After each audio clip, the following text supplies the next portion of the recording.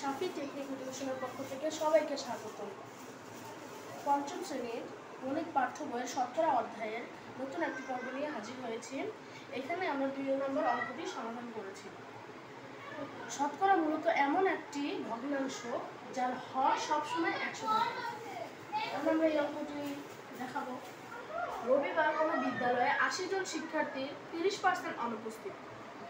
এখানে 80 জন শিক্ষার্থীর মধ্যে 30% অনুপস্থিত, তাহলে পার্সেন্ট ধরে আমরা কি 100 30%, এখানে পার্সেন্ট সবসময় সর্বদা 100।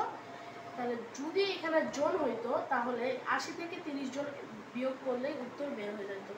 ওই দিন উপস্থিত শিক্ষার্থীর সংখ্যা কত? তা আমরা এখানে লিখছি 30% শিক্ষার্থীর অনুপস্থিত হলে 100 জন শিক্ষার্থীর মধ্যে অনুপস্থিত 30 জন। 100 জন শিক্ষার্থীর মধ্যে অনুপস্থিত 30 জন, পার্সেন্টটা উঠায় 100 বসছে। অতএব একজন শিক্ষার্থীর মধ্যে অনুপস্থিত, এই বাম পাশেরটা নিচে হবে হর হিসাবে বসবে এবং ডান পাশেরটা লব হিসাবে বসবে। অতএব এখানে দেওয়া আছে 80 জন শিক্ষার্থী।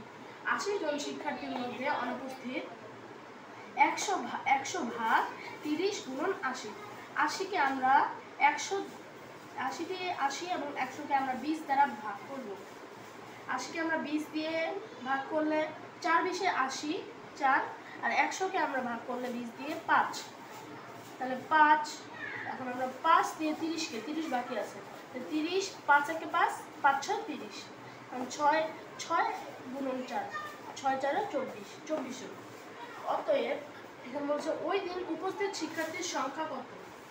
রবিবার বিদ্যালয়ে উপস্থিত শিক্ষার্থীর সংখ্যা হলো 24, আর এখানে মূলত 80 বিয়োগ 24 জন, উত্তর 56 জন। এটি আমাদের উত্তর। আসসালামু আলাইকুম।